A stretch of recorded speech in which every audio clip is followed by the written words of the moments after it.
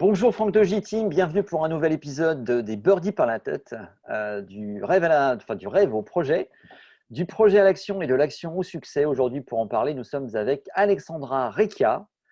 Bonjour Alexandra, Bonjour Franck. qui nous reçoit donc, alors je ne sais pas où tu es là en l'occurrence, ou peut-être chez toi, ou Chez moi, à l'Aïle les bah, Roses. voilà, chez elle à l'Aille-les-Roses, et nous sommes à distance via Zoom, confinement oblige, et nous allons passer un petit moment ensemble. Euh, Alexandra, qui est multiple championne du monde, on en parlera dans un instant, hein, un palmarès assez impressionnant, et qui pratique donc le karaté, qui est par ailleurs avocate, on en parlera aussi. Mais on va commencer tout de suite dans le vif du sujet, puisque on va retracer le parcours d'Alexandra, parcours qui l'a amené aujourd'hui à avoir ce palmarès et cette position. Alors, ça a commencé comment et quand, le sport en général et le karaté en particulier?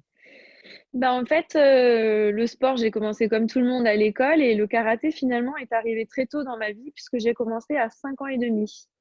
Ah oui, Oui, oui, oui. À l'époque, on ne prenait pas les enfants avant 6 ans et bon, vu que j'avais presque 6 ans, on m'a acceptée. Et comment? Tout simplement parce que j'ai toujours été la plus petite dans mes différentes classes. Et du coup, on avait tendance un petit peu à venir m'embêter. Et comme j'avais un caractère bien trempé, je prévenais dans un premier temps, je disais stop, arrête de m'embêter. Et si les personnes avaient le malheur de continuer, ils se prenaient un taquet. ah, Donc, donc voilà, j'étais pas quelqu'un de très j'étais pas violente, mais si on me cherchait, on me trouvait quoi.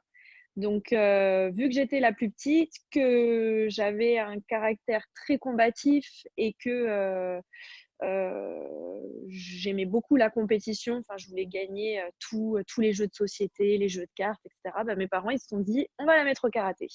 d'accord. Et ça a été une vraie révélation.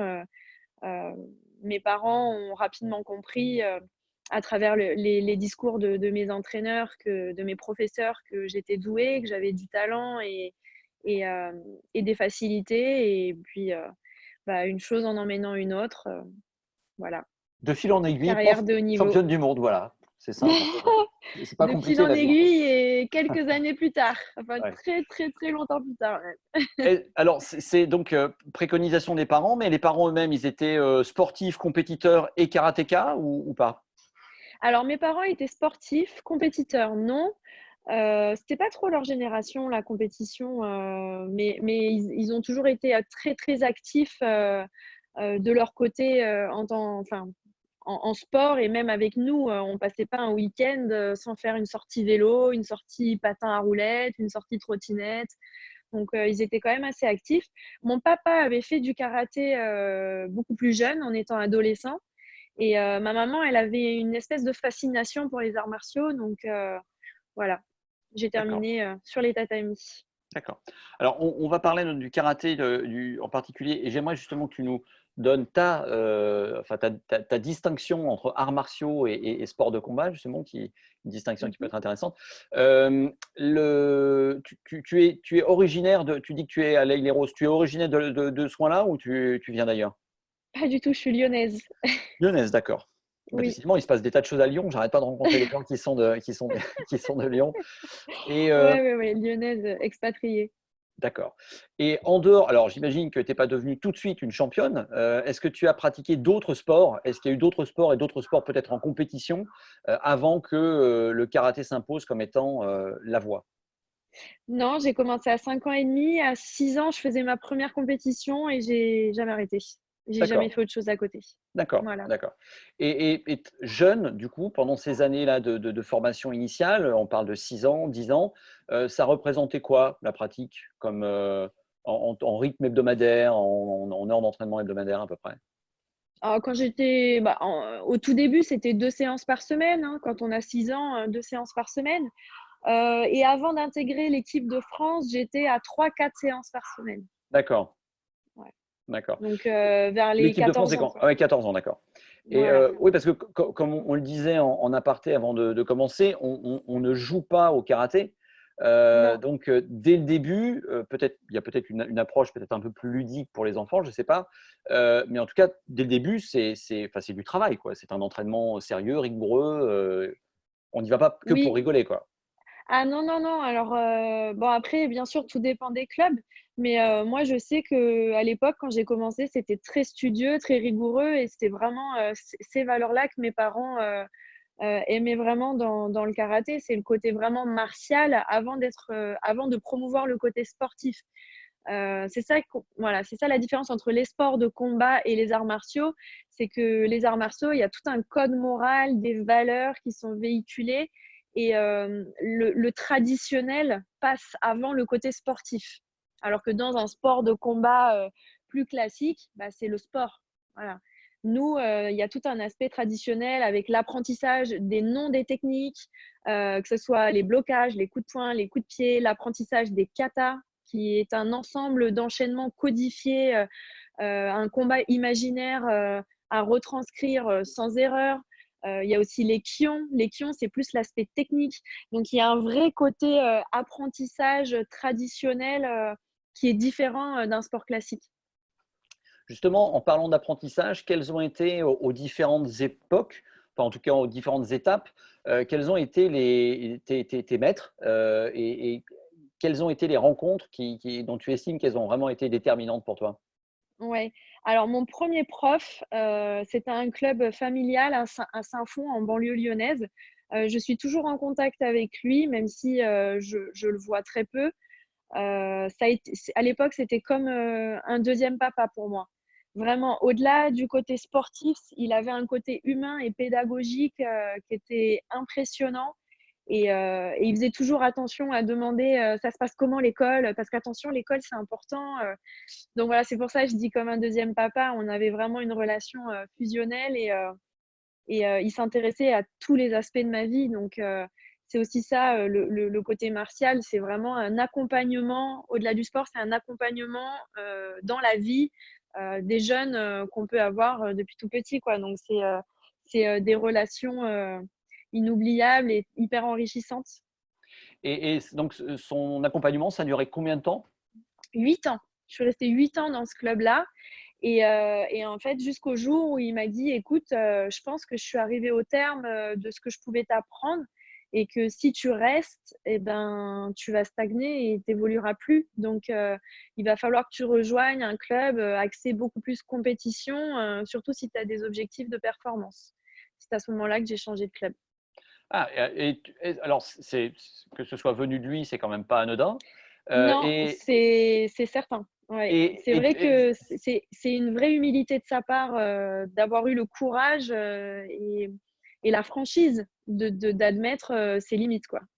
et c'est quelque chose que tu avais ressenti toi, un peu en amont Pas du ou tout, non? pas du tout. Moi, j'étais encore, je pense, trop jeune, donc j'avais pas, cette maturité ou ce recul-là, sur ma pratique. Mais c'est vrai que je crois que c'est un an après qu'il me l'ait dit, en effet, j'ai changé de club, pour, un club beaucoup plus axé, moins sur le martial du coup et beaucoup plus sur la compétition. D'accord, mais tu avais déjà, j'imagine, commencé à faire des compétitions. Ça commence à quel âge les Ah oui, compétitions? bah, les compétitions, alors, il faut un an de licence pour pouvoir faire des compétitions. Donc alors c'est 6 ans minimum, il me semble et il faut un an de licence. Ah ouais, donc tout Donc petit déjà, ça commence à oui, oui, oui, moi, en fait, j'ai commencé et 6 mois après mes débuts, je faisais déjà ma première compétition. d'accord. Ta Donc spécialité donc toi, c'est le kumité, c'est ça? tout à fait, Alors le en quoi ça combat, consiste? ouais. Donc c'est le Alors le combat, ouais. kumité, en fait, c'est un combat entre 2 personnes. L'objectif est à la fin du temps réglementaire, d'avoir plus de points que son adversaire pour remporter le combat et accéder au match suivant. D'accord. Alors pour préciser, en compétition, vous portez des protections, hein, des Oui, gants et des on protections a de des pied? gants on a des gants, des protèges tibias, des protèges pieds, on a un plastron sous le kimono et on a un protège-dents. D'accord. Pas de casque? Non, pas de Non. casque. Les enfants, oui, mais pas dans ma catégorie, pas chez les seniors. D'accord, et les coups ne sont pas censés être portés? Alors les coups, sont censés être maîtrisés. Maîtrisés? C'est-à-dire que alors chez les catégories enfants, pas de touche autorisée Par contre, chez les seniors, dans ma catégorie, la touche est autorisée à partir du moment où ça ne porte pas atteinte à l'intégrité physique de l'adversaire. Donc, en gros, si j'ouvre une arcade, que je fais saigner le nez ou que le coup est vraiment trop violent, qu'il y a une trace rouge, là, je vais être sanctionnée. Par contre, s'il y a une touche, que la tête part un petit peu, mais que l'arbitre estime que l'adversaire se porte très bien et qu'il n'est pas diminué physiquement, bah, dans ce cas-là, le point est accordé. D'accord. Donc, on n'est pas dans un sport qui vise à C'est pas obtenir au KO. une défaillance, voilà, Non, une défaillance physique de non, l'adversaire. C'est vraiment non. une démonstration technique avec la contrainte d'un adversaire qui bouge quoi, et qui réagit. C'est ça. Le but, c'est de toucher le premier. Bien sûr, après, en fonction des techniques, il y a un nombre de points attribués. Donc, si c'est une technique de points, ça sera un point attribué, ce qu'on dit yuko en japonais. Une technique de jambes au niveau du corps, parce qu'il y a différentes zones de frappe. Alors, on ne frappe pas en dessous de la ceinture, déjà, c'est interdit. Donc, les frappes de jambes au niveau du corps, c'est 2 points. Et les frappes wazari et les frappes de jambes au niveau du visage, c'est 3 points. D'accord. Ippon. D'accord. On Donc, dit on ippon. estime que voilà, la difficulté technique pour exécuter ces touches et C'est ça. augmente à mesure que. D'accord. C'est Bon, on ça. en profite à fond parce que c'est pas tous les jours qu'on se fait expliquer le karaté par une multiple championne du monde. Donc, Il n'y a pas de souci. allons-y. Alors après, j'ai pas retenu le nom de votre premier, enfin de ton premier maître. C'était Ah, je ne l'ai pas dit, je l'ai pas dit. Jean-Yves Martin. alors voilà, Jean-Yves Martin, qu'on salue s'il a l'occasion de voir cette vidéo. Après lui, donc, changement de club, et tu disais que le club de ce monsieur était plus orienté justement avec la discipline martiale et le côté tradition. Et le nouveau club dans lequel tu vas, il est beaucoup plus orienté sport, performance sportive. Compétition. D'accord. Ouais, c'est ça. Et Et là, est-ce que bon, tu as à nouveau, est-ce que tu rencontres à nouveau un ou des entraîneurs qui t'emmènent plus loin justement? alors ces entraîneurs-là vont m'amener jusqu'aux portes de l'équipe de France. Je vais faire mes débuts en équipe de France. Et 7 ans après, c'est pareil, je vais sentir, et là pour le coup, c'est venu de moi. J'ai senti que je stagnais vraiment dans ma pratique et que je pense ils avaient atteint leurs limites de ce qu'ils pouvaient m'apporter. Donc à la fin de la saison-là, je leur ai annoncé que je quittais le club et que j'avais besoin de renouveau. Et parce que j'avais été performante dans les catégories juniors, mais moins à l'international dans les catégories seniors. Et j'arrivais pas à faire ma place, à faire mon trou dans les catégories seniors, alors que j'étais ultra performante chez les juniors.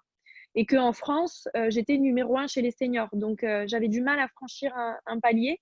Et c'est à ce moment-là que j'ai décidé de changer de club encore une fois. Et pour le coup, ce changement a été hyper bénéfique. C'est l'un des entraîneurs, je dis bien entraîneur, parce que je fais la différence entre mon professeur. Mon premier professeur, c'est celui qui m'a tout appris, qui m'a appris les bases. Et le professeur, c'est vraiment le côté martial. Et les entraîneurs, côté sportif, où là, c'est l'entraîneur vraiment qui a marqué ma carrière, pour le coup. D'accord. C'est Pour lui qui viser une m'a vraiment performance sportive là pour le coup. une performance sportive en senior. Oui. Et Donc, donc là, on parle de ça. Le changement, il se fait, tu as quoi 21, 22, c'est ça ou 19 ans. à 19? 19 ans. 19 D'accord. ans, je décide de changer de club et bon, il y avait aussi des raisons affectives pour ça. Parce que mon compagnon de l'époque, enfin mon premier chéri de l'époque, il habitait dans le sud et on avait marre de faire les allers-retours Lyon-Avignon tous les week-ends. Et son frère était un ancien champion du monde et je m'entraînais avec lui depuis un an quand je descendais sur Avignon. Et j'adorais sa pédagogie, sa façon. Et je sentais que vraiment, il m'amenait beaucoup.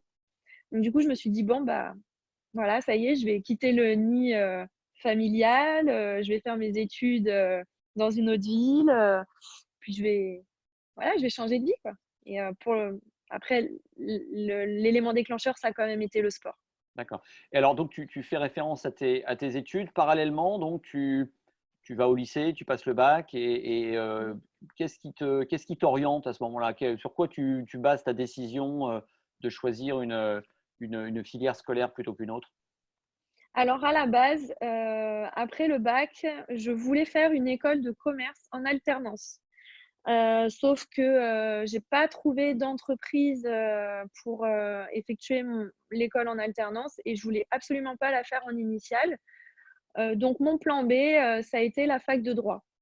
La fac de droit parce que je m'étais dit, bon, bah, je vais essayer de rentrer dans la police et une licence en droit, ça me permettrait d'aller chercher le poste de lieutenant, donc lieutenant de police.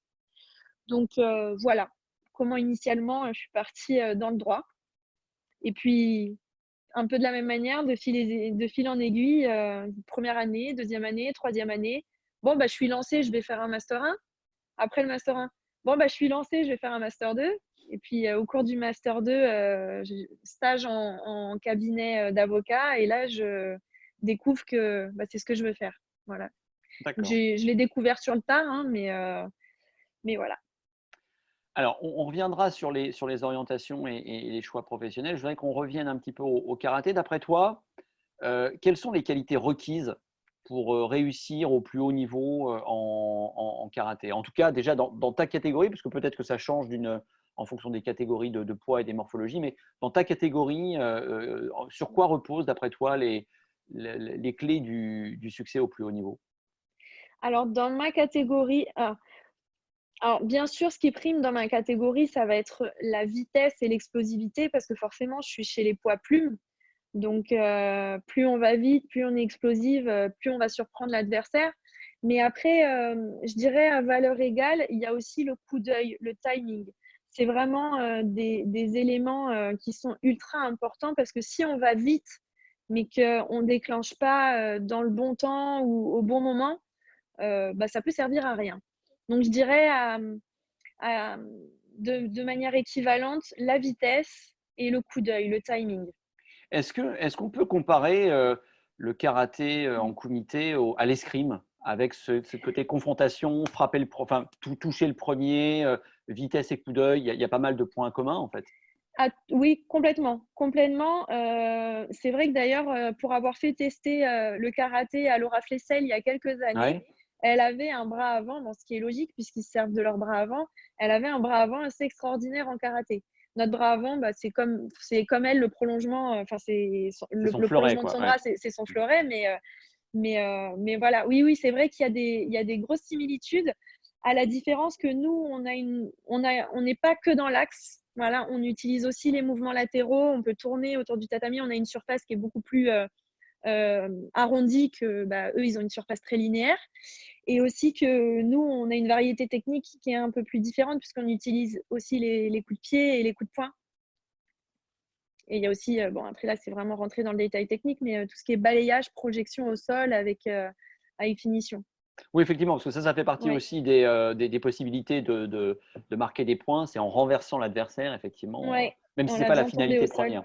Ouais. Non, c'est pas la finalité première, mais par exemple, quand on réussit à saisir une jambe au vol et qu'il reste que la jambe d'appui à faire basculer, bah, c'est 3 points faciles, donc on prend aussi.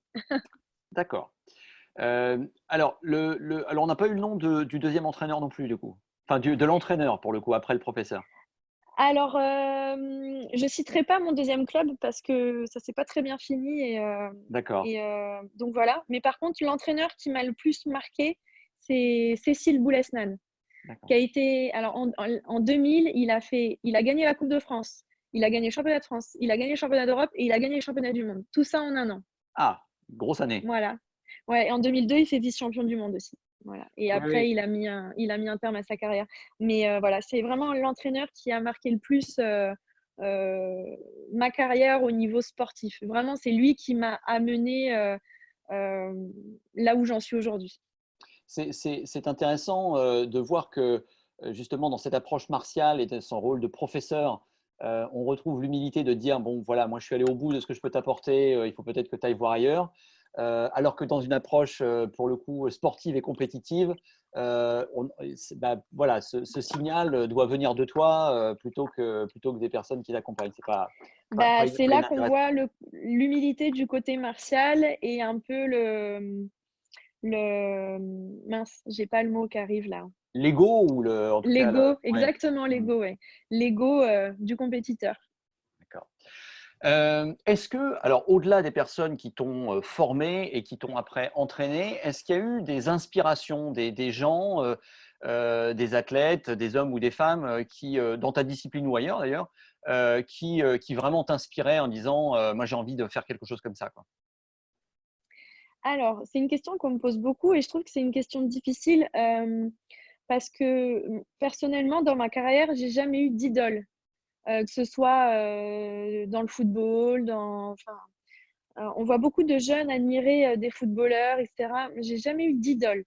Donc, c'est pour ça que j'apprécie ton mot inspiration, parce que c'est quand même beaucoup moins fort et ça permet de garder sa propre personnalité. Donc, j'ai pas eu d'idole, j'ai pas forcément été inspirée, enfin, j'avais pas d'idée en ligne de mire, enfin de personnes, à qui je voulais ressembler.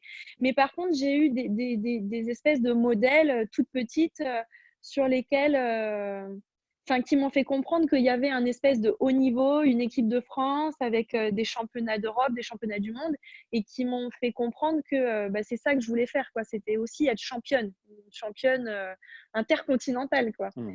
Et bah, il y en a eu 2 en fait, alors il y en a une, c'était une combattante lyonnaise qui a été, multiple médaillée, européenne, mondiale, qui a vraiment marqué, l'histoire de sa génération. C'est Nadia Mechri, qui combattait aussi dans la catégorie, des poids plumes et de l'époque, parce que les catégories à l'époque étaient différentes. Et en kata, il y avait un champion du monde qui a vraiment marqué la scène internationale encore aujourd'hui, c'était Michael Milon. Malheureusement, il est décédé il y a quelques années. Mais c'était vraiment une personne d'une humilité et d'une gentillesse déconcertante par rapport à son palmarès et, et à son talent. Et c'est vrai que c'était assez époustouflant de voir à quel point il pouvait être fort sur le tapis, dégager une telle énergie et en dehors être si zen, être si adorable. Et c'est vrai qu'aujourd'hui, quand j'y pense, je me dis que finalement, ces deux personnes-là ont fortement influencé qui je voulais être plus tard. D'accord. Voilà. Quelle sorte de championne je voulais être plus tard, en tout cas. Alors, une question qui doit revenir aussi régulièrement, mais est-ce que, donc, parmi tes inspirations, le cinéma, avec la représentation qui peut en être faite Van Damme, Bruce Lee. Van Damme, Bruce Lee, etc., et des gens comme ça, est-ce que ça a joué un rôle? Est-ce que c'est quelque chose qui t'a inspiré, motivé, stimulé, ou est-ce que tu y étais plutôt indifférent? D'autant plus que ce sont souvent d'ailleurs des rôles masculins plutôt que des Oui, rôles féminins. alors, je suis pas du tout féministe, hein. Moi, je fonctionne à la méritocratie, donc qu'on soit une femme ou un homme, à partir du moment où on mérite ce qu'on a, je vois pas pourquoi on valoriserait plus l'un que l'autre. Donc, je suis pas du tout féministe. Donc, oui, j'adorais Bruce Lee, j'adorais Van Damme. En plus, c'était vraiment une époque où mes parents regardaient ces films-là, donc les Bloodsport, les Karate Ouais. Kid, tout ça, je les ai tous vus ce genre de films. Après, c'est pas ça qui m'a inspirée ou motivée dans le sens où en interne, j'avais déjà une très grosse motivation et en fait, je détestais perdre. Mais vraiment, j'avais une haine de la défaite. Quand on jouait au Monopoly et que ça tournait mal pour moi, j'envoyais 20 le dinguer le plateau de jeu par terre. J'allais jusqu'à tricher aux jeux de société pour gagner. Donc, j'étais assez infernale étant petite sur ça. C'est que vraiment, j'avais une haine de la défaite que je voulais faire que gagner. Donc, en fait, dès que mes parents m'ont mis à la compétition, j'avais qu'un objectif, c'était gagner, gagner, mais juste pour gagner, en fait. C'était même pas gagner pour devenir championne. C'était gagner parce que je ne veux pas perdre, je refuse de perdre, j'ai trop honte de perdre. Donc, c'est vrai que j'avais une telle aversion pour la défaite que finalement, la compétition, ça coulait de source pour mes parents et aussi pour moi. Et, euh, et ce qui est assez drôle, une petite anecdote, c'est que j'étais toujours. Alors, quand j'ai commencé la compétition, il n'y avait pas de catégorie de poids. C'était uniquement des catégories d'âge. Et on faisait forcément un kata. Et ensuite, on se rencontrait en combat. Donc, celui qui gagnait le kata, il avait des points d'avance sur le combat. Mais du coup, c'était des catégories d'âge. Et moi, j'étais toujours la plus petite. Et je rencontrais des grandes tiges. C'était impressionnant.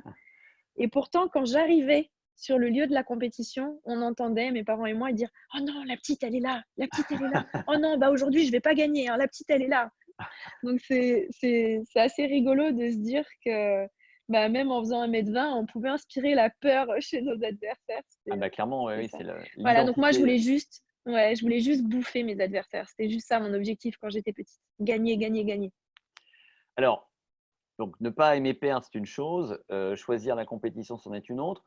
On a compris tout à l'heure le côté un peu combatif. Bon, maintenant, quand on fait ça pour de vrai, en karaté, il y a la notion de frapper l'adversaire. Alors, on a compris aussi en karaté, on ne porte pas les coups, on n'est pas là pour mettre KO l'adversaire, mais ça fait quand même partie du contexte, quoi, hein, le fait de faire mal à quelqu'un, le fait d'être soi-même frappé, de recevoir un coup, de risquer d'être blessé, comment tu le vis, toi? Est-ce que c'est quelque chose qui te pose problème ou est-ce que c'est quelque chose qui est naturel? Je suis un peu maso, moi. C'est-à-dire que, si on me touche une fois, je me dis: «Bon, bah, ça arrive, c'est pas grave, elle a pas fait exprès». Si on me touche 2 fois, je vais commencer à sincèrement m'énerver et si on me touche 3 fois, mais je vais avoir envie d'exploser la nana en face. Mais pas exploser sens lui faire mal. Ça va être exploser dans le sens l'humilier, la faire regretter de m'avoir touché trop fort. Donc c'est vrai que, généralement quand on me touche et que ça va jusqu'au sang, alors j'ai pas peur de prendre des coups, hein. J'ai déjà eu le nez cassé, c'est pas un souci pour moi. J'appréhende pas du tout le fait de prendre des coups et au contraire, ça me donne une motivation supplémentaire. «Ah ouais, tu veux me faire mal? Bah, tu vas voir, moi je vais te faire mal, mais psychologiquement» D'accord. et généralement, quand on me porte un ou 2 coups, les filles, elles mangent bien derrière, mais pas une réponse physique, quoi. Généralement, le score derrière, il s'envole et ça fait mal psychologiquement. Comment Donc c'est comment plus je ça ma réponse. Après moi, personnellement, je n'aime pas faire mal. C'est-à-dire que j'ai un karaté qui est très, très explosif, mais je contrôle extrêmement bien mes coups et c'est rare, c'est très, très rare que je fasse mal. Voilà. Moi, mon plaisir, c'est de démarrer sur mon adversaire et de ressortir et de voir qu'elle a même pas eu le temps de réagir, en fait. Elle a pris ouais. le point et ah merde, elle allait trop vite en face. Elle a rien vu, quoi. Ça c'est mon plaisir perso, c'est ça. C'est pas de faire mal. C'est d'aller tellement vite que mon adversaire a rien vu et voilà. Alors, j'aurais après une autre question sur la notion d'énergie et le fait de canaliser, cette énergie.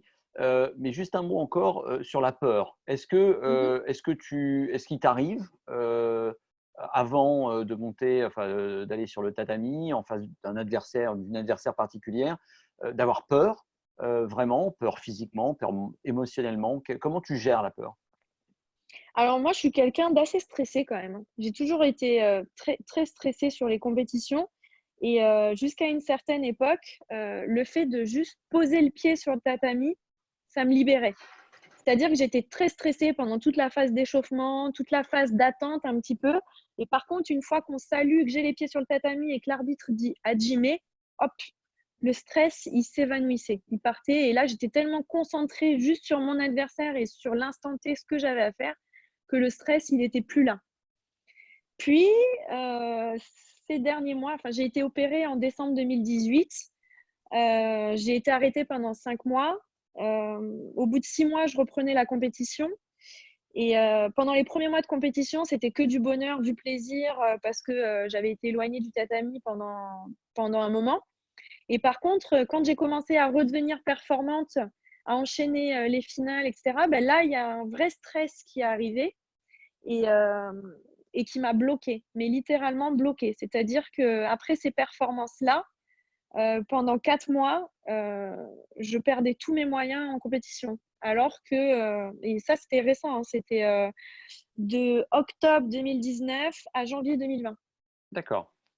Donc de octobre 2019 à janvier 2020, je ne sais pas ce qui se passe, j'ai un stress incontrôlable, j'arrive plus à le gérer, je suis hyper crispée sur le combat et du coup je me libère pas forcément.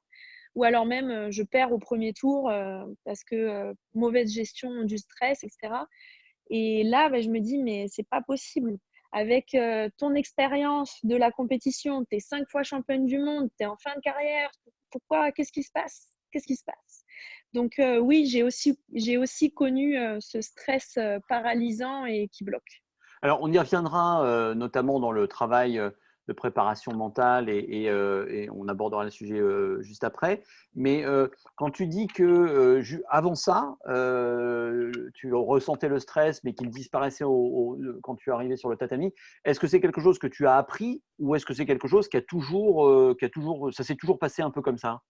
Non, ça s'est toujours passé un peu comme ça.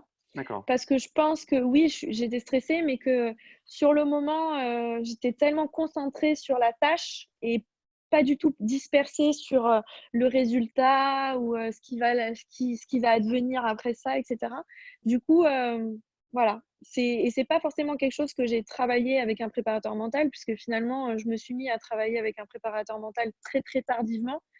C'est quelque chose d'automatique en fait, Ouais. Et qui avait je du coup pourrais pas l'expliquer. pour le coup, peut-être fait partie de cette fameuse initiation martiale avec un processus qui t'avait préparé à ça, peut-être Ah oui, un sans doute. accompagnement.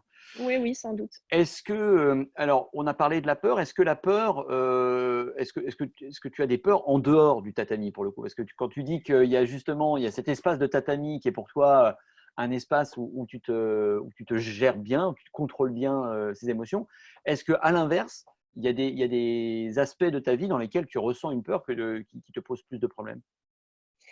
Alors, j'ai peur des araignées. Alors c'est pas une phobie, hein. C'est pas une phobie dans le sens où, je peux m'en approcher, les capturer et les rejeter parce que je refuse de les tuer. Mais quand je vois une araignée, bon, suffisamment grosse, hein, je me mets un petit peu, enfin voilà, j'ai un moment de panique. D'accord. Et puis après, bah, je prends un Tupperware, une feuille et j'essaye de la coincer dedans et de la rejeter dehors. Donc ça peut être un moment assez rigolo, hein, parce que quand ça bouge après l'intérieur, que j'ai la main et que je me mets à crier alors que c'est invraisemblable parce qu'elle est dans le Tupperware et que ma main elle est protégée. Mais voilà, bon, j'ai peur des araignées. C'est Ah, pas. surtout qu'elle ne sait pas à qui elle a affaire, l'araignée, la pauvre. Et sinon, une vraie peur en soi, c'est de perdre mes parents. Voilà, vraiment, c'est quelque chose qui m'effraie au plus haut point, parce que je suis pas prête. Bon après je pense qu'on n'est jamais prêt, à ça, mais voilà, c'est une grosse peur. OK. Et dans les études et notamment, dans tes études de droit et dans le passage, l'examen du barreau, tu as passé ça, ouais? Oui, oui, Heu, oui. le côté justement oral et cetera, c'est quelque chose sur lequel tu peux avoir des appréhensions ou non, c'est quelque chose que tu gères, super bien? Bah, c'est un peu comme le tatami, stress forcément avant et puis après une fois que j'ai le sujet, on part pour la préparation et pareil, le temps d'attente entre, la fin de la préparation et le début, de l'oral, bah, un petit stress. Mais après une fois que je suis lancée, je suis concentrée sur ce que je suis en train de dire, sur les questions qu'on me pose. Donc le stress, il s'évapore et c'est un peu comme sur le tatami, en fait. À partir du moment où je suis concentrée sur la tâche que j'ai à faire, mon organisme gère bien le stress. D'accord. Alors justement, c'est le point suivant. Tu as parlé tout à l'heure du fait que si un adversaire te touche une fois, 2 fois, 3 fois, donc on sent une espèce de enfin voilà, une colère, on sent des émotions, on Ah sent oui, des ça me choses qui donne se la passent rage. Ah oui, oui. et comment justement tu arrives à canaliser ce surcroît d'énergie, d'adrénaline pour arriver à garder justement une exécution, très, très précise et très maîtrisée comme tu le disais, de tes gestes? Bah, déjà, je me dis que je fais du karaté, donc en fait, j'accepte potentiellement de prendre des coups. C'est une éventualité. Donc je peux pas sortir de moi, sortir de mes gonds juste parce que j'ai pris un coup. Donc je l'accepte. Par contre, si ça se reproduit, ça va me donner une énergie et une espèce de rage supplémentaire qui va me donner envie vraiment de prendre le dessus encore de façon encore plus importante sur mon adversaire. Donc comment je le gère? Bah, je sais pas en fait, c'est comme ça que je réagis. Je réagis pas par les coups parce que c'est pas dans ma façon de faire. Moi, je vais plus avoir tendance, oui, à me dire: «Ah ouais, tu veux me faire mal? Bah, moi, je vais te faire mal, mais psychologiquement et puis je vais te mettre des points et puis tu vas continuer à t'énerver, tu vas perdre tes moyens et ça va être plus facile pour moi derrière». Donc en fait, finalement, j'en fais une espèce de force, D'accord. le fait que la fille en face, elle veuille me faire mal. D'accord. Et oui, enfin, ce que j'entends aussi, c'est qu'il y a quelque chose qui est retourné comme une espèce d'injonction à exécuter encore mieux les actions plutôt qu'à produire un résultat en allant justement, en retournant ça contre la personne, ce qui serait une espèce voilà, d'abandon de contrôle en disant je veux lui faire mal plutôt que non, moi je veux performer mieux et c'est parce que je performe mieux que ça va lui faire mal, quoi. Je ne sais pas si c'est clair Ouais, ce que ouais, je viens de ouais. dire, mais Oui, oui, je comprends. Après, les arts martiaux, on apprend forcément, à garder le contrôle de soi et depuis toute petite, que ce soit une décision arbitrale, que je juge, injuste ou un point qu'on a attribué à mon adversaire alors que je juge que c'est moi qui ai eu le point, je me suis jamais rebellée, face à l'arbitre, j'ai jamais mis une claque à une adversaire, mais parce que je considère que sur le tatami, on peut tous faire des erreurs et que bah, c'est à moi d'être encore plus forte pour empêcher qu'il y ait des erreurs. En fait, c'est ça, c'est comme ça que je pense. Et du coup, je pense que du coup, mon corps réagit en conséquence. d'accord. Alors, on a parlé du parcours. À quel moment est-ce que tu as commencé à, puisque nous on parle du rêve au projet et du projet à l'action, donc à quel moment tu as commencé à te voir championne, donc les premiers rêves de gloire, les premiers dont tu te souviens, c'était à quel moment? Alors, la première fois que je suis devenue championne, alors je parle pas de championne régionale ou départementale, hein, mais la première fois que je suis devenue championne de France, donc du coup, j'avais pas 14 ans, parce que ça, c'était ma première sélection. Ouais, je devais avoir 12 ou 13 ans. 12 ou 13 ans, donc championne de France minime. C'était la première fois en fait que je m'opposais à des filles de toute la France, quoi. Donc, je savais que j'avais des compétences et du talent, mais après, je savais pas par rapport aux autres filles ce qu'il en était. Et donc là, premier championnat de France, je gagne et en plus, je gagne 8-0 en finale. Donc en fait, j'explose la fille en finale. Mmh. Donc là, je me dis, ah ouais, quand même, je suis la meilleure de France. C'était extraordinaire à mon âge de me dire, je suis la meilleure de toute la France. En plus, en rentrant, j'avais rien dit à l'école parce que j'aimais pas forcément parler de ça. En rentrant, mon professeur principal, qui était mon prof de SVT, il avait vu un article dans le journal et du coup, il l'avait mis en salle des profs, il l'avait mis dans les couloirs et tout le monde à l'école savait que j'étais championne de France de karaté et tout. Il m'avait félicité devant tout le monde en début de cours. Ma prof de maths, pareil. Enfin, c'était extra. Enfin, c'était un moment. T'as 12 ans, tu te fais féliciter par tout le monde parce que tu es championne Ouais. de France, quoi. C'est assez inédit comme sensation. Donc c'était chouette. Et là, je me suis dit, ah, c'est trop cool d'être championne en fait, parce que même en dehors du club et des gens qui Ouais. font du karaté, bah, les gens que tu côtoies au quotidien à l'école, bah, ils sont fiers de toi et tout. Je me suis dit, ah, c'est cool d'être championne.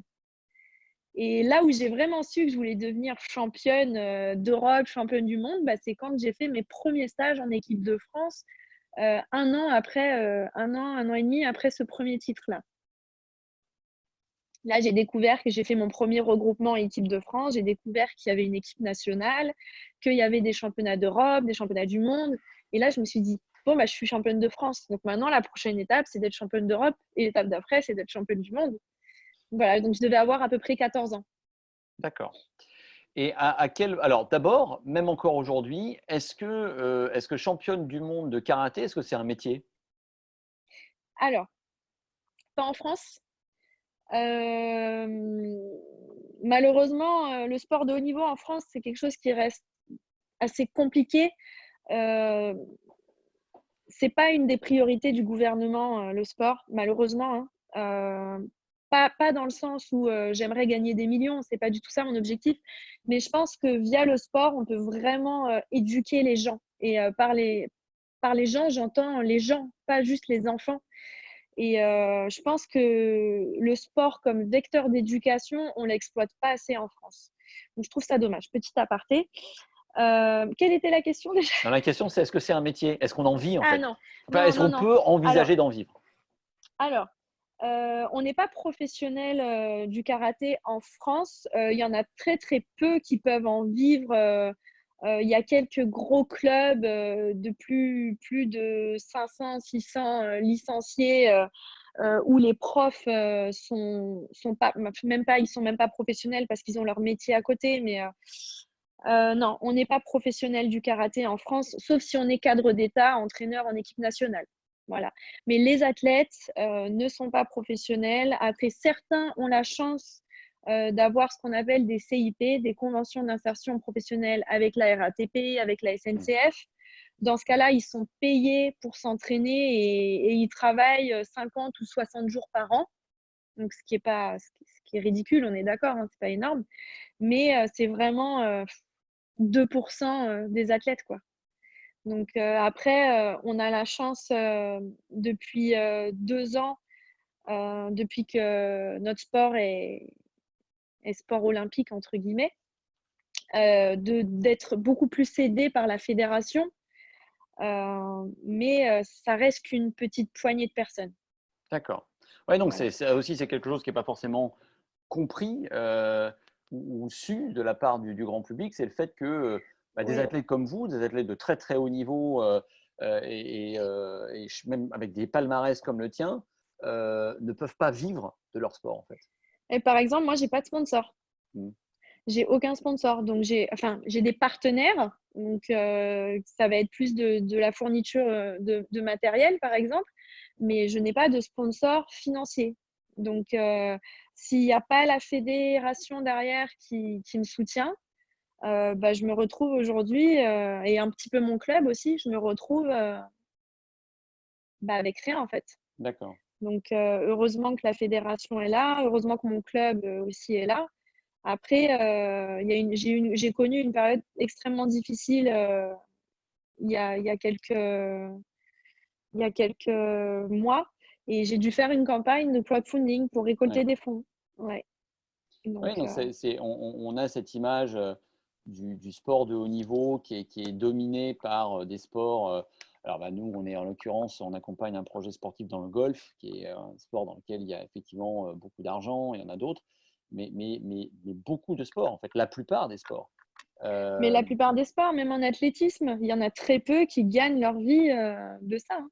ouais, ouais, Il y a énormément. Mais il faut savoir que je crois que c'est 5 sur 10, 5 sportifs de haut niveau sur 10 vivent avec moins de 500 euros par mois. ouais.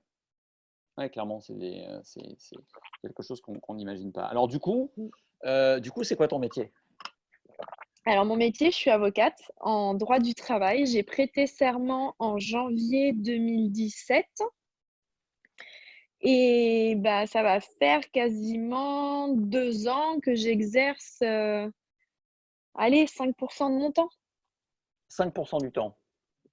Oui, sur une année, hein. D'accord. Et le reste du temps, c'est l'entraînement et le. Ah oui, D'accord. mais je me suis amusée à faire le calcul en début de confinement entre les temps d'entraînement, les temps de soins, la récupération à la maison, automassage, étirement, la préparation mentale, la préparation physique, les déplacements chez la chiro, l'ostéo, euh, les temps de trajet, etc. En fait, ça me prend 37 heures par semaine. Mhm. Ouais, donc c'est quasiment un temps plein professionnel, enfin un temps plein qui ne rapporte pas d'argent, quoi. Très peu en tout cas, Donc, faut, qui faut, permet de survivre faut aimer suffisamment ça, pour effectivement. survivre. Oui, oui, c'est un sport passion, clairement. Et comment ça se gère justement avec, dans l'environnement professionnel le fait est-ce qu'il y a une espèce de deal de dire, bon, voilà, j'en ai encore pour quelques années, je vais aller au bout de mon truc et puis après, j'aurai plus de temps. Comment ça se gère justement avec tes partenaires Alors, professionnels? Alors, quand j'ai prêté serment, je travaillais au sein d'un cabinet chez qui j'avais fait tous mes stages de fin d'études, etc. Donc, ils me connaissaient très bien. Et mon boss de l'époque m'avait dit, on fait un test, on voit si ça nous convient à tous les deux, ce système. Donc, j'allais quand même travailler tous les jours. Mais alors, il y a un jour où je m'entraînais entre midi et 2, donc je prenais une grosse pause le midi. Un jour où je m'entraînais le matin, 2 jours où je m'entraînais le soir. Enfin, on s'adaptait. Et en fait, on a tenu que 3 mois, je crois, 3 mois ou 4 mois. Au bout de 4 mois, il m'a dit écoute, c'est pas gérable pour moi et pour l'équipe euh, tes absences. Je lui ai dit mais je suis là tous les jours. Je comprends pas où est le problème. Et en fait, lui, il n'arrivait pas. C'était quelqu'un de très stressé. Il n'arrivait pas à gérer et à expliquer ça à l'équipe. Il y en a qui Surtout que comprenaient, il c'est y un en a qui métier qui est comprenaient souvent pas. très chronophage, avec on a l'image des avocats qui passent des nuits blanches au cabinet. Donc, oui. C'est un métier qui est chronophage et très psychorigide, surtout au niveau managérial, parce que honnêtement, je travaillais autant, si ce n'est plus, que toutes les personnes qui travaillaient au cabinet. Seulement, moi, je travaillais sur un créneau beaucoup plus réduit, mais parce que j'étais hyper efficace. Après, voilà, les cabinets, enfin les avocats, ils sont au cabinet de 10h, de 9h30 à 19h30, 20h. Après, ça peut dépasser, ça dépend les semaines, ça dépend les jours, ça dépend la quantité de travail. Mais en soi, voilà les pauses café, les pauses cigarettes, les pauses pia, pia, pia, pia, pia, pia. Moi, je faisais pas tout ça, en fait. Donc, au final, quand on ramenait ça au temps de travail, bah, je travaillais autant que les autres. Mais bon, c'est Oui, pas grave. Enfin, c'est quelque chose qu'on est en train de découvrir aussi avec le télétravail, où on se rend compte que finalement, on est plus efficace en télétravail parce qu'on passe moins de temps, comme tu le dis, à la machine à café, à faire de l'acte de présence parce que ça ne fait pas bien de partir avant le collègue, c'est ça, mais c'est qu'au ça. final, le Mais job est c'est fait, ça le quoi. problème. Ouais. Après, je pense que c'est pas que dans les cabinets d'avocats, hein. Je pense que c'est la mentalité française. C'est ça, l'acte de présence. Ça ne sert à rien. Enfin, c'est vraiment c'est de la perte de temps, perte de motivation. Mais tant qu'on comprendra pas ça en France, malheureusement. Donc voilà, un peu trop psychorigide de ce côté-là. Donc du coup, je suis rapidement passée à mon compte. Et pendant un an, j'ai traité des dossiers grâce à des connaissances qui avaient besoin d'aide en droit du travail. Et jusqu'au jour où on a démarré le parcours olympique et où là, on m'a clairement fait comprendre que la priorité, ça devait être le parcours olympique. Donc, en gros, depuis septembre 2018, j'ai dû traiter 5 ou 6 dossiers. Mhm. Voilà, ce qui est vraiment pas. Enfin, Alors, ce qui est dérisoire par rapport à un avocat classique. mais alors justement, quand tu dis on t'a fait comprendre, ça veut dire quoi? C'est la fédération qui te donne des moyens pour le coup de dire bon bah voilà, là il faut y aller, c'est les Jeux Olympiques, donc il faut s'y consacrer à fond et il y a peut-être justement quelques moyens qui sont donnés pour que ce soit juste possible déjà, sans parler de... Et ben, le souci, c'est que ce n'a pas été le cas dès le début. En fait, au début du parcours olympique, on avait vraiment un groupe très élargi et du coup, ils aidaient un peu tout le monde. Donc, moi, j'avais 500 € par mois. Clairement, avec 500 € par mois, je payais juste ma partie du crédit immobilier et après, le reste, bah. Donc, en fait, pendant un an et demi, j'ai vécu grâce à l'épargne que j'avais constituée pendant toutes mes années de carrière de haut niveau, en fait. Hmm. Heureusement que j'ai réussi à mettre beaucoup de côté. Et pendant un an et demi, j'ai vécu avec l'épargne que j'avais mis de côté. Donc, j'ai vidé mes comptes épargne. Et jusqu'au jour où j'ai alarmé la fédération sur ma situation, sur le fait que oui, j'étais avocate, mais que je ne gagnais pas d'argent.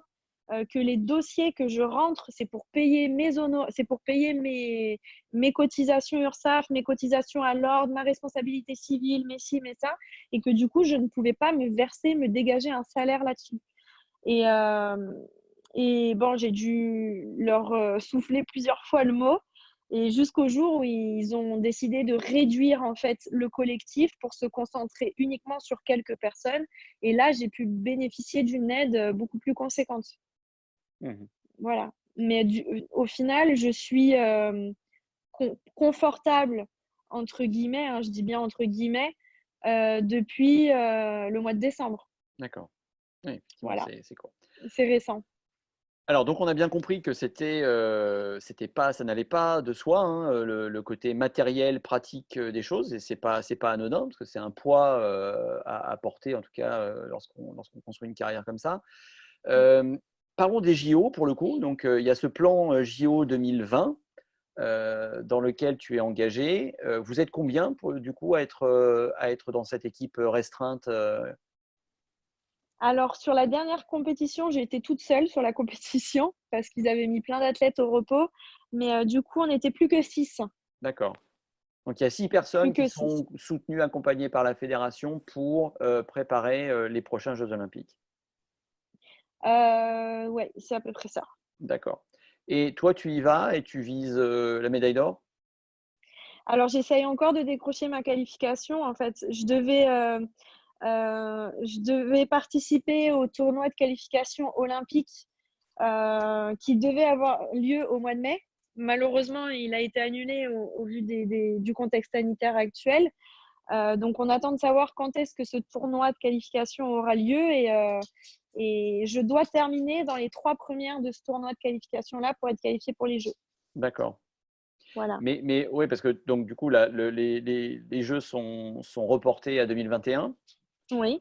Comment on gère justement ça dans un parcours dont on comprend en plus qu'il n'est pas complètement, voilà, c'est pas, on roule pas sur l'or, on n'a pas des plans tout faits à 5-10 ans. Comment on en reprend pour un an comme ça de préparation à une échéance de cette nature? Alors, en effet, c'est bon.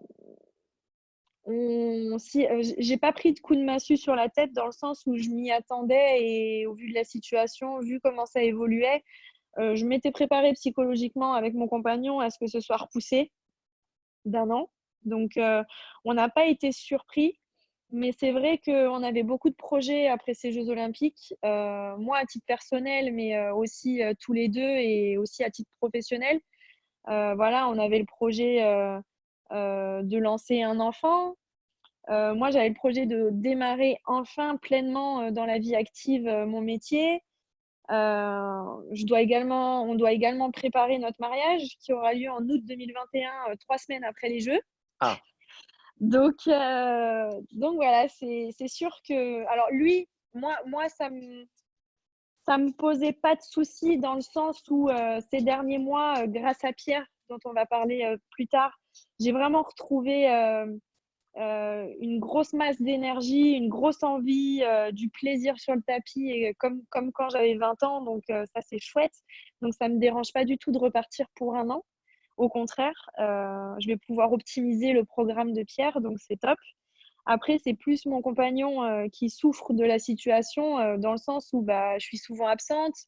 Il gère beaucoup de choses pour moi à la maison. À l'approche des compétitions, j'ai tendance à être un peu à bout de nerfs et à fleur de peau. Donc voilà, c'est vrai que lui, il subit quand même pas mal de choses et c'est surtout pour lui que ça a été difficile. Mais bon, je pense que maintenant, il a avalé la pilule et voilà. Et puis, de toute façon, pour l'instant, on est en quarantaine. On se concentre sur rester en forme, sur profiter de l'instant présent. Et puis, quand le monde reprendra son cours, chacun on repartira dans nos objectifs. c'est quelqu'un qui est familier avec le sport de haut niveau aussi ou pas du tout personnellement? Alors, il est hyper sportif, c'est-à-dire qu'il fait quasiment autant de sport que moi. D'accord, Mais par contre, il fait pas de haut niveau dans le sens où il n'a pas d'objectif de performance, de compétition. d'accord. Voilà. Parce que ça compte effectivement aussi dans la vie d'un athlète de haut niveau avec les exigences que ça a. Le fait est d'avoir un entourage, et d'ailleurs on va parler de l'équipe tout de suite, d'avoir un entourage qui comprend ce que c'est que cet engagement, cette Ah oui. passion dévorante, absorbante, qui l'accepte et qui le gère, et c'est pas rien. Alors justement, parlons de cette équipe autour de toi ces dernières années pour aller chercher ces différents titres, notamment les titres de champion du monde. Champion du monde, il y a qui autour de toi? Alors, je dirais que depuis le début, mes parents sont très présents. Vraiment, ils ont été un soutien et à la fois un challenge, enfin des challengers, depuis le début de ma carrière, et un soutien surtout sur les compétitions, sur les grosses échéances. Donc hyper important parce que je me souviens de périodes où, bah, j'avais des grosses échéances à préparer et en même temps j'avais des partiels. Donc c'était, forcément des périodes où j'étais extrêmement fatiguée, où je pleurais parce que j'avais plus d'énergie. Je passais mes nuits à réviser, après j'allais m'entraîner. Donc c'était pas évident et j'avais besoin d'un soutien moral, à ce moment-là, et ils ont toujours été ultra présents et hyper positifs à me dire que j'allais y arriver, que j'étais capable de le faire. Donc mes parents, bien sûr. Depuis 8 ans maintenant, bah, mon compagnon, forcément. puisque c'est lui qui vit au quotidien avec moi, qui me supporte quand je suis grognon. Donc, et c'est surtout, c'est un bon indicateur parce qu'il me connaît bien. Et du coup, il sent vraiment quand je suis en période de surentraînement. Et il arrive à faire la différence entre non, aujourd'hui, tu as juste la flemme, donc tu bouges tes fesses, tu vas y aller. Et aujourd'hui, je te sens vraiment pas bien. À mon avis, tu ferais mieux de pas y aller et de te reposer.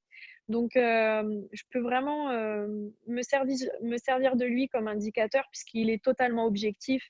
Et étant sportif, il sait quand je peux encore charger la mule et quand je dois lever le pied. Donc, ces trois personnes-là sont vraiment ultra importantes. Après, mon préparateur physique, je compte aussi énormément sur lui parce que c'est vrai qu'on a une relation beaucoup plus que entraîneur-entraîné, hein. C'est un ami et il me connaît très bien. Donc, c'est pareil, quand ça va pas, hop, je lui passe un coup de fil et je lui demande son avis. Et après, Cécile, que j'ai déjà nommée, qui a été l'entraîneur qui vraiment a changé mon karaté. Aujourd'hui, j'ai la chance de pouvoir m'entraîner avec lui parce qu'il est devenu entraîneur national et il est entraîneur au Crêpes à Châtenay-Malabry où je m'entraîne. Et du coup, c'est pareil, il me connaît extrêmement bien et c'est quelqu'un sur qui je sais que je peux compter. Après, il y a bien sûr les autres entraîneurs qui sont ultra disponibles et pareil, de toute façon, ça fait 17 ans que je suis en équipe de France, donc ils me connaissent depuis autant de temps. Et donc voilà, c'est top. Et surtout ces derniers mois, j'ai vraiment senti que tout le groupe d'entraîneurs était hyper engagé dans mon projet et qu'ils étaient vraiment à fond derrière moi et qu'ils avaient vraiment envie que je réussisse. Donc ça aussi, c'est une force pour repartir pour l'année parce que je sais que je peux compter sur tous ceux-là. Et ils sont nombreux, ils sont 5 ou 6. Donc c'est génial de pouvoir tirer des forces de chacun d'eux. Coucou Franck, coucou les birdies. J'ai repensé un petit peu à l'interview et aux personnes qui sont proches et qui me soutiennent et qui sont hyper importants dans ma carrière. Et j'ai oublié de citer mon amie très proche, Sandy Scordo, qui elle aussi est sportive de haut niveau en karaté, qui elle aussi a le projet d'aller aux Jeux et qui m'a beaucoup aidée ces 2 dernières années et qui a eu des paroles et des mots décisifs, notamment ces derniers mois.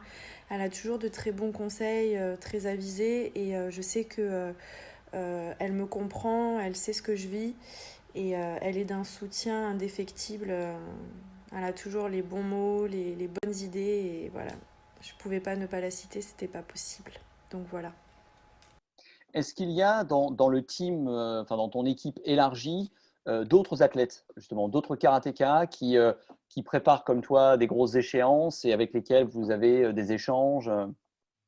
Oui, ouais, ouais. Alors, il y a un athlète du pôle olympique qui, lui, est déjà qualifié pour les Jeux, Steven Dacosta. Après, lui, il s'entraîne chez lui à Mont-Saint-Martin, en Lorraine, mais on le voit quand même souvent. Sinon, je suis vraiment très proche de Gwendoline Philippe, qui est toute jeune, qui a 20 ou 21 ans, qui elle aussi était très très bien placée pour décrocher sa qualification. Malheureusement, elle s'est blessée au croisé juste avant du parcours de qualification. Et c'est une fille que j'apprécie énormément au niveau humain. Et du coup, c'est vrai que quand on a toutes les deux un peu des côtés de moins bien, on échange beaucoup sur nos façons de voir les choses. Et bon, heureusement, ça arrive jamais en même temps. Donc, du coup, quand l'une de nous va pas super bien, il y a toujours l'autre pour la rebooster et lui remonter le moral. Donc, c'est aussi top d'avoir ça parmi ses partenaires d'entraînement. Et après, j'ai la chance de m'entraîner avec un groupe d'entraînement qui est très jeune, puisqu'en fait, on s'entraîne pôle olympique et pôle relève en même temps. Et D'accord. du coup, il y a des jeunes entre 14 et 18 ans. Oui, Donc, ils sont frais, ils sont toujours de bonne humeur, hyper souriants, hyper sociables. Et j'adore aller m'entraîner avec eux parce que forcément, quand je suis un peu fatiguée, ils me donnent la banane et du coup, je suis trop contente d'être là et de partager ce moment avec eux. Donc, c'est vrai que je peux aussi compter sur ce groupe-là, même quand eux, ils ne le savent pas parce que je ne le verbalise pas forcément.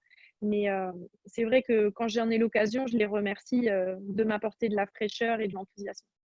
Est-ce que en plus de 10 ans comme ça de carrière internationale, il y a eu il y a eu des rencontres sur le tatami ou en dehors, pour le coup, avec avec des adversaires, pour le coup, des gens dont peut-être tu es même devenu proche. Est-ce qu'il y a eu des belles rencontres comme ça pendant cette Ah carrière? bah, là, tout de suite, je pense à une personne qui est dans ma catégorie et qui a le même âge que moi. Donc, on se rencontre depuis qu'on a 15 ans. D'accord, ouais. C'est la Turque Serap Oselik, qui aujourd'hui, elle, est qualifiée pour les Jeux. Ouais, en fait, on est rivales l'une de l'autre depuis 15 ans et c'est une personne qui est merveilleuse, qui est adorable, qui, je me souviens en 2012, quand j'ai gagné mon premier titre en individuel, elle était déjà titrée en championnat d'Europe. Moi, j'étais médaillée, mais pas encore titrée. Mais elle n'avait pas encore gagné de championnat du monde. Et c'est moi qui l'ai battue en plus sur ce championnat du monde-là. Et je me souviens que quand j'ai gagné la finale et qu'on attendait pour les podiums, j'étais en larmes tellement j'étais heureuse. Et elle est venue, elle m'a serrée dans les bras et elle m'a dit « Je suis super heureuse que tu aies gagné ». Et c'est génial en sport de vivre ce genre de Ouais. moment parce que surtout nous, on se tape dessus et l'objectif, c'est de prendre le dessus et derrière, de voir le côté humain qui finalement est plus important, c'est chouette. Et je me souviens que j'ai pu lui rendre l'appareil 2 ans après, où c'est elle qui a fait championne du monde et moi j'avais fait troisième. Et du coup, c'est pareil, je l'avais pris dans mes bras, je lui avais dit bah, je suis heureuse que tu aies gagné. Ouais. Donc c'est vrai qu'il y a une vraie histoire de rivalité saine et avec elle. Donc j'adore la rencontrer sur les tatamis, c'est toujours des combats assez extraordinaires avec elle. Et j'aimerais d'ailleurs faire la finale des Jeux contre elle. Ça serait C'est une belle vraiment façon finir. de. Ouais, Ah c'est ouais, vrai. ça serait la plus belle façon de terminer ma carrière, quoi. Peu importe que je gagne ou que je perde, même j'ai envie de dire, ça serait de faire une finale contre elle, quoi. Ça serait boucler la boucle de la meilleure des manières. Ah, super. Est-ce que justement, est-ce que ça condamne un peu le fait qu'on ne puisse pas gagner sa vie correctement avec ce sport? Ça condamne à avoir deux vies en fait, parce que il y a la vie du sport, mais on est là avec des gens qui, et la principale affinité qu'on a avec eux, c'est parce qu'on pratique le même sport, et il faut avoir une autre vie parallèle avec là des enjeux professionnels, gagner sa vie, toutes les voilà. Est-ce qu'il y a un peu de ça? Bien sûr. Après, pour moi, c'est pas tant un fardeau, puisque de toute façon, après sport de haut niveau, il faut bien se reconvertir et poursuivre sa vie, quoi. Notre vie s'arrête pas au sport de haut niveau, en tout cas. Donc, du coup, je trouve ça normal dans mon sport, en tout cas, de devoir faire des études et à côté mon sport de haut niveau. Euh, Oula, Oui, non, ça a coupé un ouais, instant, c'est mais bon. c'est bon. Ouais. Désolée, ouais, parce que j'ai plus de batterie, il faudra que je le mette à charge. Et du coup, bien sûr qu'il faut une double vie, entre guillemets, euh, parce qu'on n'a pas le choix déjà. Pour survivre, c'est essentiel. Et après, pour notre bien-être, pour se sentir utile après la carrière, j'en connais trop des athlètes qui n'ont pas de reconversion professionnelle et qui se sont retrouvés du jour au lendemain sans rien et en se disant, ok, je sers à quoi sur cette terre, quoi. Donc, voilà, à partir du moment où on sait que notre sport n'est pas professionnel et combien même s'il l'est, euh, il y a une vie après le sport. Donc, il faut avoir ce double projet-là en tête, quoi qu'il arrive. Ouais. Alors, on parlait de l'équipe. Tu as parlé de ton préparateur physique. C'est pas Thibaut InShape parce que j'ai vu, Non, j'ai vu non, non, non. d'accord. Alors, c'est quelqu'un d'autre. Il est spécialisé dans le karaté ou c'est quelqu'un qui fait de la préparation? Pas du tout, pas du tout. À la base, c'est quelqu'un qui est spécialisé dans l'haltérophilie et c'était un ancien sprinter. Et en fait, il a été préparateur physique de beaucoup de sports de combat. Et D'accord. c'est quelqu'un qui s'intéresse à tous les sports et qui est tout le temps en recherche d'innovation. Donc, il s'est vite renseigné sur mon sport et c'est vrai que les résultats sont assez extraordinaires depuis 3 ans, vraiment 4 ans même. C'est top.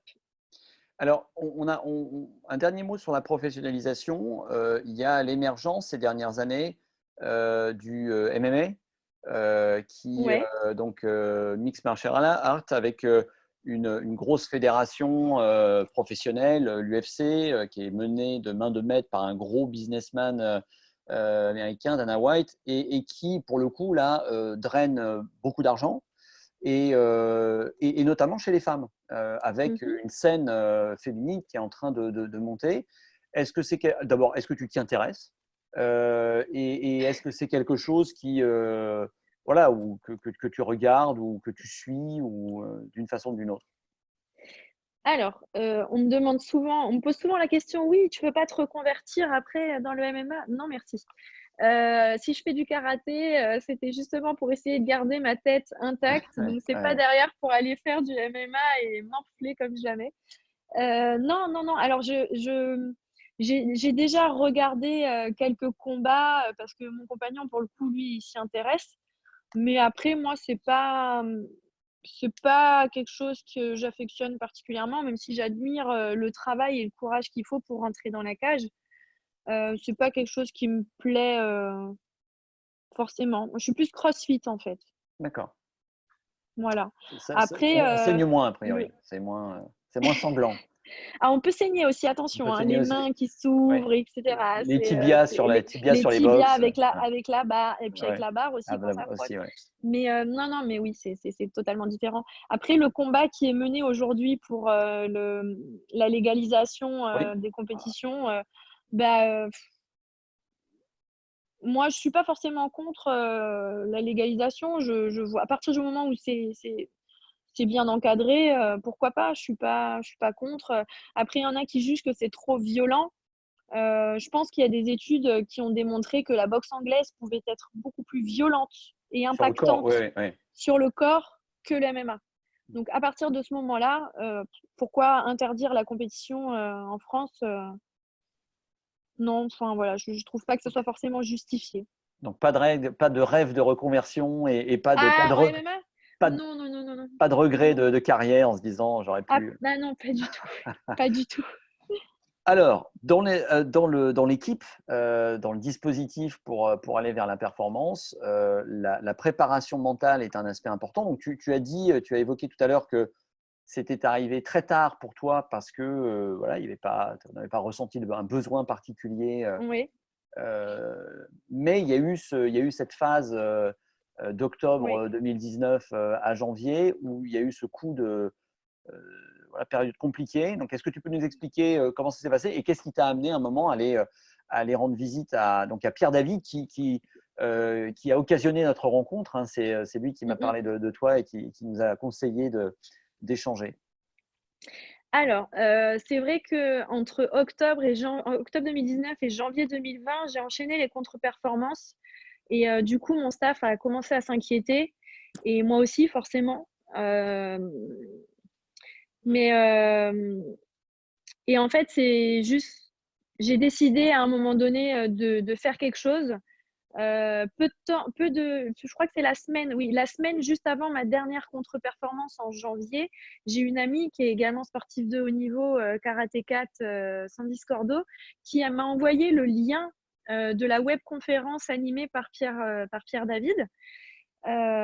Et du coup, moi j'ai écouté cette webconférence.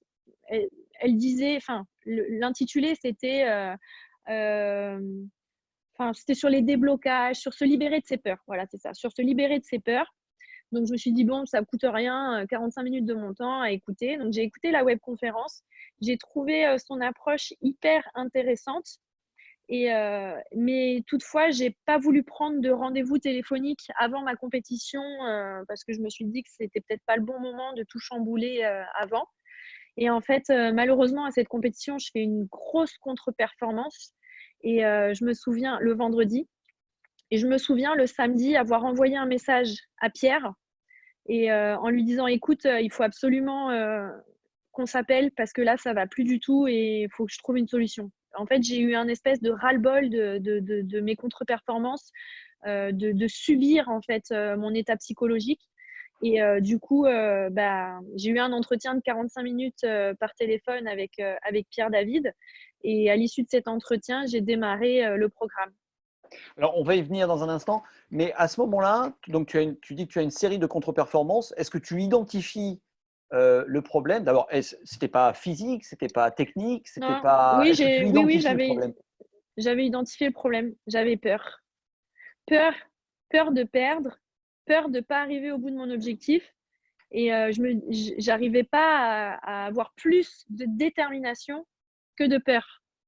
la peur, elle prenait trop de place. D'accord. Et quand j'essayais de me convaincre, quand j'essayais d'avoir des pensées positives, bah, en fait, ça marchait pas du tout, c'était totalement inutile. Donc tous ceux qui prônent la pensée positive, là, faudra qu'ils m'expliquent, hein, parce que ça marche pas.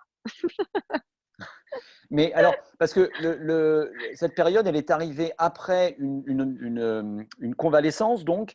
Mais à l'origine de ça, c'est quoi? C'est une blessure traumatique ou c'est simplement Hem, En fait, j'ai eu une rupture subtotale des 3 tendons de l'ischio à l'insertion haute. C'est-à-dire que mes tendons, ils tenaient plus que par quelques petits fils. sur À l'arrière, l'insertion l'arrière haute, du genou, juste derrière quoi? la Ouais. non, à l'insertion haute, donc derrière la Ah fesse, ouais, d'accord. juste en dessous de la fesse. Et donc je me suis fait opérer, j'ai été absente 4 mois et demi, j'ai fait une super convalescence, un retour, on m'avait dit que je reprendrais pas avant 8 mois, j'ai repris la compétition à 5 mois et demi. Donc et en fait, j'ai été performante sur les premières compétitions, mais parce que je me suis aperçue que sur les premières compétitions, j'étais juste heureuse d'être là, de savourer l'instant, et j'ai fait une première finale, une deuxième finale. Et là, j'ai commencé à me dire: «Ah bah, finalement, l'objectif, il est atteignable, tu vas y arriver». Et là, j'ai commencé à avoir plus peur de pas y arriver que de plaisir d'être là et d'envie de gagner, quoi. D'accord. Donc et j'arrivais plus à, je trouvais plus les solutions en interne ou avec mes entraîneurs, je trouvais plus les solutions. Donc là, j'ai décidé de faire appel à Pierre. L'objectif, c'était les Jeux. L'objectif, c'était les Jeux. D'accord. Alors, donc, tu fais appel à Pierre, tu as cette séance de 45 minutes. À l'issue de ça, tu décides d'entreprendre un travail avec lui. Alors, sans forcément rentrer dans l'intimité de ce qu'ont été ces échanges, mais en quoi ça consiste et quelles sont tes attentes au moment où où tu abordes ce travail et quels résultats tu estimes en avoir tiré? Alors, bah, mes attentes, alors j'avoue que la première séance, ça a été hyper laborieux, hein. Il m'avait dit: «Oui, tu vas voir, ça dure 2 heures et demie, 3 heures». Nous, ça a duré 3 heures et demie.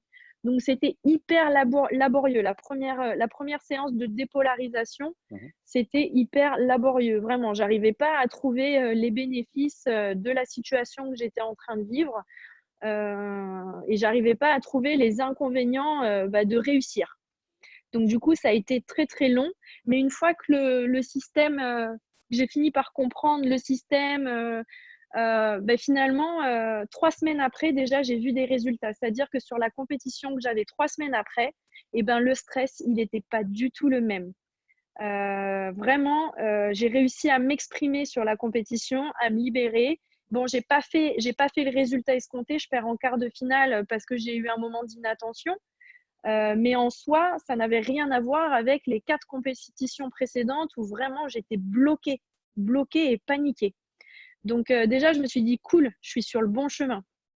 Et mes entraîneurs, eux, n'étaient toujours pas ravis forcément parce qu'ils attendaient une médaille, et ils me disaient d'être plus comme ci, plus comme ça, comme j'étais avant. Et en fait, je leur ai fait comprendre que j'étais pas comme avant, que Mhm. j'avais changé, que j'avais pas besoin des mêmes choses et qu'ils devaient me faire confiance, que je sentais que j'étais sur le bon chemin, que ça allait arriver, il fallait qu'ils me fassent confiance. Et le temps m'a donné raison puisque 15 jours après, je fais une demi-finale. Bon, je perds ma demi-finale, mais au bout de 5, enfin, je fais 5 combats, demi-finale, je perds ma demi-finale, mais je gagne ma petite finale. Donc, je remporte une super médaille de bronze. Et bon, ma demi-finale, je la perds contre la championne du monde en titre. Donc, c'était pas Ouais, non plus. c'est pas Voilà, honteux. il y a pire, quoi. Ouais. Donc, du coup, voilà. C'est 5 semaines après, j'ai vraiment vu. Enfin, 3 semaines déjà après le début du programme, je voyais les résultats. Mais alors, 5 semaines après, j'étais convaincue que c'était vraiment ce dont j'avais besoin. Et donc là, c'est quoi? On était en fin février, quoi, ou plus ou moins Ouais, ou... c'était mi-février. Ouais. Et comment ça se poursuit après? Donc, il y a cette séance de 2 heures et demie, donc 3 heures et demie dans ton cas pour démarrer. Ouais. Et après, de quelle façon s'entretient? Il y a un travail qui se fait en suivi avec lui ou... Oui, c'est ça. Après, on se faisait une séance par semaine au début avec Pierre. Et ensuite, c'était une séance toutes les 2 semaines. Et j'avais aussi un coup de téléphone ou alors des messages vocaux la veille de la compétition en fonction, pour prendre de mes nouvelles et savoir si j'avais besoin de quoi que ce soit. Après, j'ai été très, très studieuse sur les cours en ligne, etc. Donc, j'ai pris mon cahier, mes notes. Donc, et je me souviens que la veille de la dernière compétition, j'ai relu certaines notes, certains mécanismes, certains exercices que j'avais pu faire. Et c'est vrai qu'aujourd'hui, j'hésite plus à recommander le programme à tous les athlètes qui ont ce genre de problème-là, quoi, parce que c'est incroyable comme les résultats. Et puis les résultats vont au-delà de l'aspect sportif. Même au quotidien, mon compagnon, il voit que j'ai changé et en bien. Donc du coup, c'est top. Franchement, c'est génial. On est libéré d'un poids, en fait. Dans le dispositif qu'il propose, il y a aussi des rencontres avec un groupe, avec d'autres Oui, il y a participants, d'autres personnes. oui. Est-ce Il y a des coachings de groupe. Voilà. Est-ce qu'il Ouais. y a eu là des rencontres intéressantes avec justement d'autres athlètes avec des problématiques ou des profils justement qui t'ont surpris, dire tiens, c'est intéressant Alors, ce parcours. des profils, oui, parce qu'on a eu un champion du monde de judo vétéran. Oui. Donc, comme quoi, la prépa mentale, c'est à tout âge. Puis, Michel Comte, c'est de voir. qu'on va Oui, c'est ça. rencontrer bientôt. Ouais. Ouais. C'est ça en fait, c'est la diversité des profils parce qu'il y a des jeunes, il y a des ados, il y a des adultes, il y a des adultes très, très adultes. Et puis, non, c'est intéressant d'entendre leurs problématiques et de voir que nous, quand on est à l'extérieur de leurs problèmes, en fait, finalement, on trouve plein de solutions et c'est incroyable cette entraide qu'il y a entre nous. Oui, le fait qu'on parlait tout à l'heure de développer peut-être des amitiés avec des compétiteurs, ce qui est compliqué parce que malgré tout, il y a une espèce de toujours cette notion d'être en concurrence avec quelqu'un, ce qui facilite pas le fait de baisser complètement la garde. Là, il n'y a plus ça, donc du coup, on peut bénéficier de cette connivence avec un autre compétiteur sans prendre de risques, quoi. Donc c'est autre chose encore. Oui, c'est ça. Ok, bon et donc comment vous vous adaptez à cette prolongation? Est-ce qu'il va y avoir du coup une autre saison? Est-ce que vous avez d'abord une visibilité du côté des Non, pour instances? l'instant. Non, Alors, ce qu'on sait, c'est qu'il va y avoir une autre saison, c'est sûr, mais après, on n'en sait rien. On n'en sait pas plus. Il n'y a encore rien qui a été décidé. notamment pour les qualifications, etc. Oui, on On ne ne sait sait pas. pas. D'accord, ok. Mm. Bon, voilà, donc faut apprendre aussi à vivre avec l'incertitude. Est-ce que c'est On un moment où s'adapte. Est-ce que c'est un moment où tu relances, où tu te remets un peu plus dans ton métier d'avocate, ou est-ce que là aussi c'est Pas un du petit tout. peu… Non, Pas du tout, parce que j'ai pas de dossier pour l'instant. Et par contre, j'en profite, je fais énormément de sport, donc je fais que des choses que j'aime, ou presque. Et sur le côté un peu karaté spécifique, je reviens beaucoup sur du travail de base technique que j'aime beaucoup et ça fait du bien. d'accord. Est-ce que l'enseignement est quelque chose auquel tu as, peut-être que tu l'as déjà pratiqué et auquel tu as pensé? Alors, j'ai pas envie d'enseigner dans un club. Par contre, ce que je fais beaucoup et depuis 8 ans maintenant, c'est que j'anime des séminaires en France et à l'étranger quand il y a de la demande. Il y a toujours beaucoup de demandes, donc ça, c'est pas un souci. J'anime des séminaires, oui, D'accord, ponctuellement. Oui, d'accord. Et ça c'est-à-dire, oui. c'est quoi? C'est quel En fait, public? c'est un stage de karaté. D'accord, Voilà. Donc, je vais beaucoup à l'étranger parce que je suis pas mal sollicitée à l'étranger, mais je suis aussi pas mal sollicitée en France. d'accord. D'ailleurs, j'ai un direct là dans 5 minutes. Oh là là, oui, écoute, c'est formidable. Tu vois, ça va s'enchaîner. J'espère que ton téléphone s'est rechargé. Écoute, je vais te libérer pour ce séminaire. Merci beaucoup pour ce temps, pour ces réponses, ces échanges. C'était très Avec riche. plaisir, Franck. Merci à toi. Et puis, bonjour à tes stagiaires. C'est gentil. Merci, à très bientôt. Au revoir. Au plaisir. Au revoir, Franck.